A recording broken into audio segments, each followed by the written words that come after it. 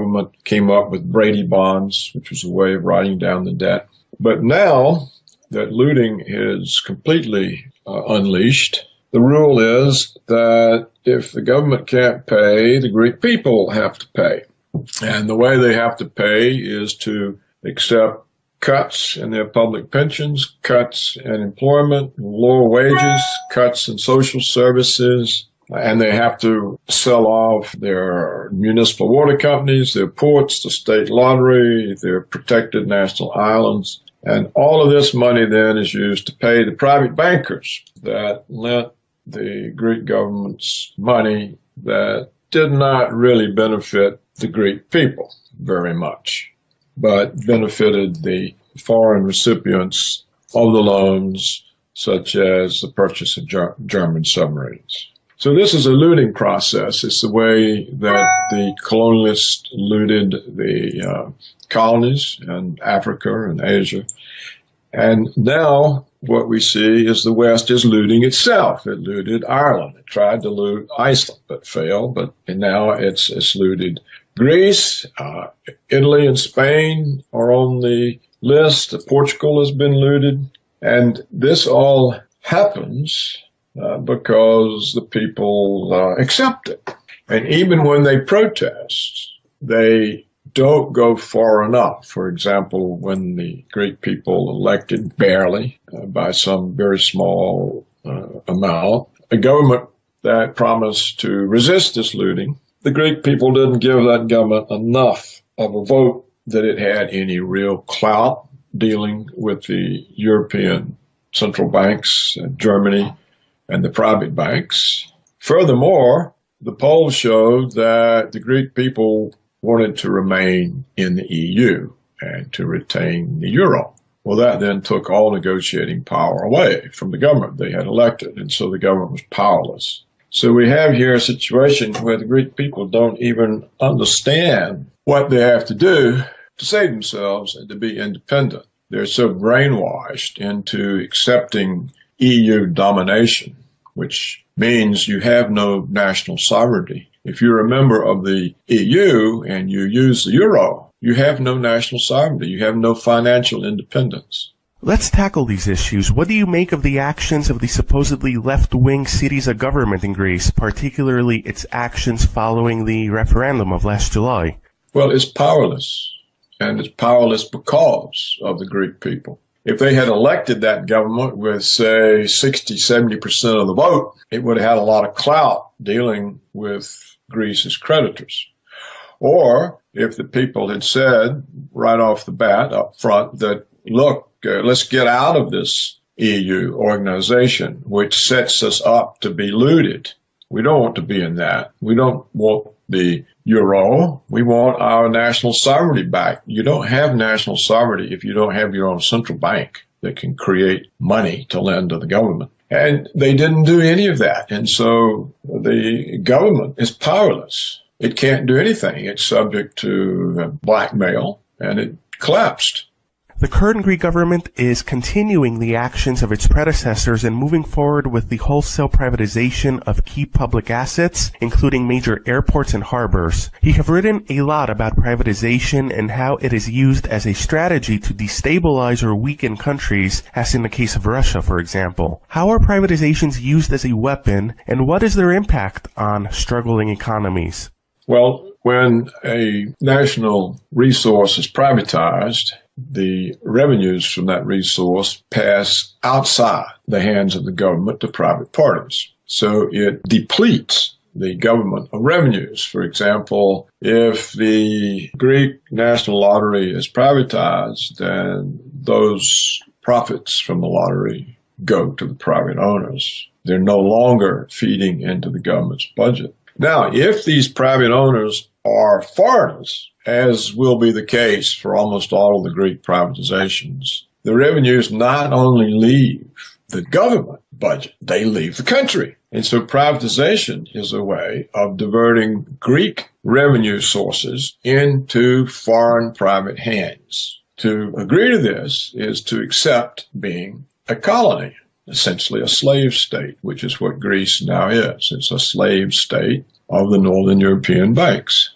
We are speaking with author, columnist, and former Assistant Secretary of the United States Treasury, Paul Craig Roberts, here on the Alouos Radio. And Dr. Roberts, we hear a lot about Greece's debt. In your view, is Greece's debt sustainable or even legitimate? And how do the IMF and the Western powers use debt as a means to loot these countries? Governments get in debt, often with bribes, false promises. There's a very famous book by John Perkins titled Confessions of an Economic Hitman. And in this book, he describes the process as he was part of it. You take a development plan, for example, to a foreign government and say, look, let us lend you all this money and you can electrify the country. And this electrification will cause so much business activity that the taxes from the profits on this business activity will allow you to pay off the loan and to raise the living standard of the people and the economic development of the country. And these promises are always grossly overstated, and the purpose is to get the government in debt. And so the government falls for the development scheme, contracts the debt, and when the scheme doesn't succeed in servicing the debt, the private banks say, well, look, you owe us this money, you've got to pay it. And the government says, well, we really can't. And so along comes the International Monetary Fund and says to the government, look, we'll protect your credit rating by lending you the money to pay off the private banks. This is often described as aid, but of course it's not aid. It's simply the International Monetary Fund taking over the private debts and leaving the government indebted to the IMF. And then the IMF says, oh, well, now you have to have these austerity programs, such as the ones imposed on Greece, so that you can pay us back. And also, you will have to supplement these austerity programs by selling off your national assets. If it's oil, then it's oil. If it's copper, then it's copper, or whatever the country has passes into foreign hands, and therefore the revenue streams associated with those assets pass to foreigners, and it leaves the country more impoverished. And often they still can't pay the debt. And part of the deal is, well, you have to accept American military bases. You have to vote with us in the UN. All sorts of political conditions are also put on the loan. And all of it is done in the name of protecting the country's credit rating so that it can continue to borrow. Well, of course, it can't borrow anyhow.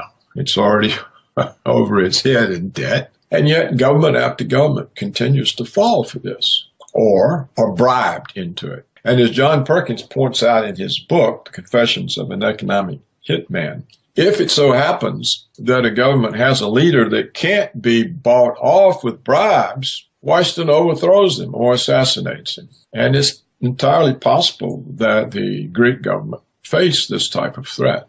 You mentioned your belief that Greece, and in particular the Greek people, should demand an exit from the Eurozone and the European Union. In your view, would Greece have any chance of recovery remaining within the framework of the Eurozone and the European Union, as the Greek government and economists like Yannis Varoufakis have insisted? By remaining in the EU and using the euro, there is no prospect whatsoever of Greece recovering. In fact, they have given up so much now, they probably could never recover, even if they left the EU. They had an opportunity to leave, and they should have seized it, and the Russians offered to finance them. But either the government had no vision, or was intimidated by threats, or felt that it did not have the public support. So I think now Greece is history. It's a colony of the northern European banks. How could Greece, or for that matter, any other Eurozone member, manage an exit from the euro if they finally made the decision to depart? They just have their own currency. Every government that joined the euro gave up their financial sovereignty because they no longer have a central bank that can create money to finance the government. So they became dependent on private banks. These are looting mechanisms. So the minute Greece joined the euro, it gave up its sovereignty. The only way it can get its sovereignty back is to leave the euro and bring back its own currency and use its own central bank to provide the country's money and not rely on German and Dutch banks or on Goldman Sachs. That's the only way you can be an independent sovereign country. There's no such thing as an independent sovereign country that cannot create its own money. We are on the air with author, columnist, and former Assistant Secretary of the United States Treasury, Paul Craig Roberts, here on the Alouos Radio. And Dr. Roberts, moving on beyond the case of Greece, let's look at the tensions between Russia and the United States, as well as U.S. allies such as Turkey. You have predicted that we are heading towards World War III. What do you believe we will see unfold in the Middle East and Russia in the coming year? When the Soviet Union collapsed, the neoconservatives in Washington concluded that history had chosen the United States to exercise hegemony over the world, and that the United States was the indispensable country, the exceptional people, and this placed the United States above the law of other countries and its own law. The conflict with Russia occurred because Putin reestablished the sovereignty of Russia by pursuing an independent foreign policy. The Yeltsin government had been an American puppet state. But when the neoconservatives became so focused in the Middle East, you may remember it was supposed to be a 6-week war, and it's turned out to be a 15-year war that's not over. This distraction allowed Putin to reestablish the independence of Russian foreign policy, to rebuild the country, its military, its economy, and all of a sudden, the neoconservatives in Washington found that Russia was a check on their power. For example, the Obama regime was all set to invade Syria. They had framed up Assad on fake charges that he had used chemical weapons. This was a line, the red line that Obama had drawn, and now we were prepared to attack Syria, and the Russians said no. The Russians also spoiled Washington's plan to attack Iran over the fake issue of nuclear weapons. Again, the Russians said no. So Washington said, okay, we've made a mistake. We've let Russia rise. Our policy called for preventing the rise of any country that could serve as a check on our power. We didn't pay enough attention. Now Russia's there. We got to do something about it. Where can we attack them? The Ukraine. And so Washington engineered a coup in Ukraine. It caused all this kinds of ongoing trouble, but actually were outsmarted by Putin. So the effort of Washington to grab the Russian Black Sea naval base in Crimea was frustrated. And now Ukraine's going down the tubes. The Europeans are not as interested in pursuing this issue. This allowed Putin to go into Syria because the Russians are afraid that if the Islamic State of Iraq and Syria is established, all of this conflict will be exported into Muslim territories of the Russian Federation and will be used to destabilize Russia. So the Russian government made a decision that they would go into Syria, invited, of course, by the government legally, and dispose of ISIS before this Islamic State could be established and start exporting the troubles into Russia. This caught Washington off guard. The government in Washington is now split. Some people are saying, look, we pushed this too far. Others are saying, this is a chance to start a conflict with Russia. Can we just send enough troops there? We can engineer a conflict with the Russian forces and start a war. Well, which group will prevail remains to be seen. I can't predict that. The neoconservatives want war, but the older foreign policy establishment has been somewhat rejuvenated by the massive failures of the neoconservatives. One miscalculation after another, chaos after chaos. We now have chaos in Libya, chaos in Iraq, chaos in Syria, chaos in Yemen and Somalia. This has given influence back to the old foreign policy establishment, which was more cautious than neoconservatives. So now we have a further check on the neoconservatives, and that is in the policy-making councils in Washington itself. How this plays out remains to be seen because the neoconservatives are very well tied in to the black operations part of the security services. They can cause false flag attacks. They still dominate the American media, indeed the Western media. So I can't predict what the outcome will be. Putin intends the outcome to be the defeat of the Islamic State and stability restored into Syria.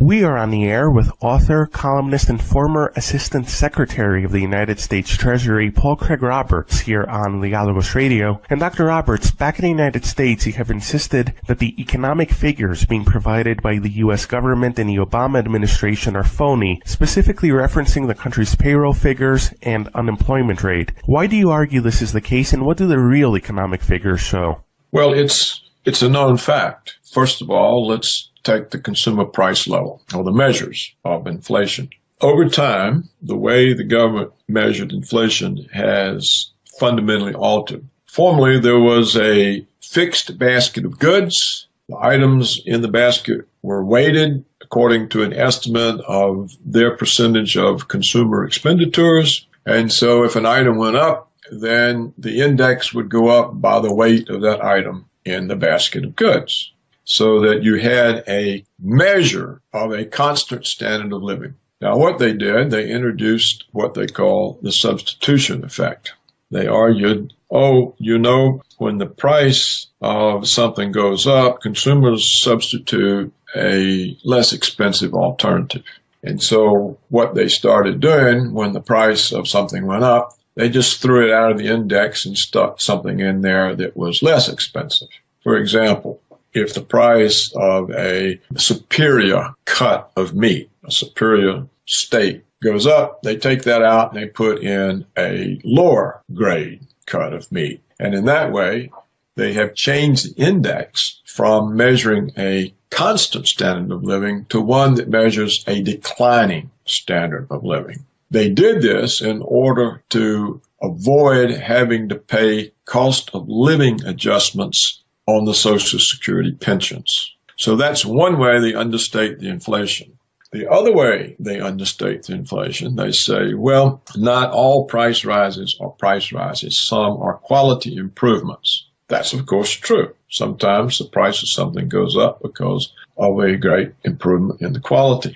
On the other hand, it's still a price rise. The consumer is still faced with a price rise, and therefore it does cut in to the consumer's real income. Furthermore, once you start this, once you say that, it's not a price increase, it's a quality improvement, you can spread it to everything. All of a sudden, every price increase becomes a quality improvement. And this is the other way they understate the inflation. So the inflation measures no longer measure inflation. For example, we're told we have zero, even negative inflation. But if you measure the inflation the way the U.S. government previously measured it before these so-called reforms, the current rate of inflation in the United States is between 8 and 9% yearly. So that you see a rapid deterioration year over year in the real incomes of the American people. So that you see the inability of the economy to maintain a growth in aggregate demand. Now, what did they do with employment? And by the way, if you understate the measure of inflation, when you adjust the nominal gross domestic product for inflation, you can produce real growth simply because you undercount inflation. So inflation becomes a source of real growth. And that is how they show that the economy is growing 2 or 3%. It's really growing not at all. It actually probably is declining. It probably has been since the downturn in December of 2007. Now, how do they measure employment? Again, we have, according to the government, now a 4.9% rate of unemployment. This rate of unemployment does not count any discouraged workers. Suppose you've been out of employment for months and months, and you can't find a job. To search for a job is expensive. It's not free. It has a cost. You're out of income. You've searched and searched. There are no jobs to be found. You give up. You're no longer counted as unemployment. So all discouraged workers who are not currently searching for jobs are not counted in the 5% unemployment figure. The government has a second measure of unemployment that is never reported in the headline news or emphasized in the financial press. This second measure, known as U6, counts short-term discouraged workers. And if you add the short-term discouraged workers, and short-term means less than 1 year. So if you have been discouraged for less than 1 year, you're counted as part of the second measure of unemployment, U6. And that rate of unemployment is double the reported rate. It's 10%. Now, if you add in the long-term discouraged workers, which no longer does any government measure include those, but if you add in the long-term discouraged workers, the current rate of unemployment in the United States right now is 23%. This is a multiple of the headline reported number of 5% or 4.9%. How do we know this? We know this because John Williams of shadowstats.com continues to measure long-term unemployment according to the methodology that the U.S. government used to measure it before it abandoned it. And so those are the ways that they create the image of economic success when really there is serious economic deterioration. We can see other signs of this economic deterioration. For example, recently, the Federal Reserve itself reported that 50%, that is one half, of all Americans who were 25 years old currently live at home with their parents. Now, a 25-year-old person is a person who would normally be in the workforce living an independent existence, but they can't find jobs sufficient in pay to support an independent existence. So that we now have the youth of America, half of the youth. This includes university-educated people who cannot establish independent households, which means they can't get married. They can't take a mortgage and buy a home. They can't buy home furnishings and appliances. They have to live at home in their childhood rooms. So that also is inconsistent with a 4.9% unemployment rate. Also inconsistent is the decline in the labor force participation rate. It has been plummeting ever since the so-called recovery. Now, as every economist knows, when you have an economic recovery, the labor force participation rate rises because more people enter the labor force looking for the good jobs. So it's literally impossible to have an economic recovery when the participation in the labor force is declining. And yet that's what the data shows. It shows the labor force participation rate. For example, in 2006, it was 66 or 67%. Now it's something like 62.7%. So this is the first alleged economic recovery in history in which the participation of the labor force is declining. Now, with the presidential election coming up in the United States, what do you make of the candidates that are out there? And do you believe any of them offer any hope for a change of political, economic, or foreign policy direction? No, not really. Two of the candidates have the possible potential of that. For example, this Bernie Sanders, the Democrat, he's different. He's not exactly a member of the establishment. I think he realizes there are a lot of problems, and I think he's more inclined to represent the people than the powerful economic interest groups. On the Republican side, this character, Donald Trump, is also very different. He's not a member of the political establishment either. And people like him because when he says outrageous things, he doesn't apologize. He comes across as strong and forceful and against Washington. And so he's popular. Now, I don't think either can be elected because the establishments would not accept them. So you will have the Democratic establishment conspiring against Bernie Sanders, and you will have the Republicans conspiring against Trump. And they will use the media against them and all kinds of other dirty tricks. So it would be very difficult for the people to put in office someone that the establishments of the two political parties don't want. Even if they were to be elected, I don't think they could change anything. And the reason is that neither is the product of a movement. There's not a movement behind Trump or a movement behind Bernie Sanders. There's not a body of people that either knows to draw on to staff the government to bring about the change. If, for example, Trump represented a movement that had been going on for years and he was aware of policy and he knew what needed to be done and he knew the people that he could appoint that would do that, and he was able to get the Senate to confirm them in office, then you could have some change. And the same for Sanders. If he had a movement behind him, knew who he could trust to implement the policies. But neither of them have this. And so when they get there, who do they appoint? I mean, the government is not run by presidents. It's run by several hundred assistant secretaries. And they have nominal bosses called cabinet secretaries. Who are these people? Where would they come from? Trump doesn't know. Bernie Sanders doesn't know. And so they would be staffed up with the usual Washington crowd. And when you get elected, you're excited and you want to get going, and you've got to get all these appointees through the Senate. So you end up having to appoint the people the Senate's going to confirm. Otherwise, you never have a government. So unless the revolution also changed the Senate such that they would say, yes, let's appoint these people who will bring change and undermine all of our relationships with the power structure, the people who give the political contributions that keep us in office. Let's wreck all that and appoint somebody who's going to make change. That's not going to happen. And so as far as I'm concerned, it's impossible for democracy in the United States to bring any change because there's really not any democracy. There's an oligarchy. The United States is governed by Wall Street and the big banks, by the military security complex, the Pentagon, the intelligence agencies, the deep state, the black ops part, by the Israel lobby, by the extractive industries, which is oil, timber, mining, and by agribusiness. These are the powerful interest groups that provide the campaign contributions that elect the House, the Senate, and the President. Recently, scholars produced a study in which they concluded that the American people had zero input into the policies of the United States government. And that is actually the fact.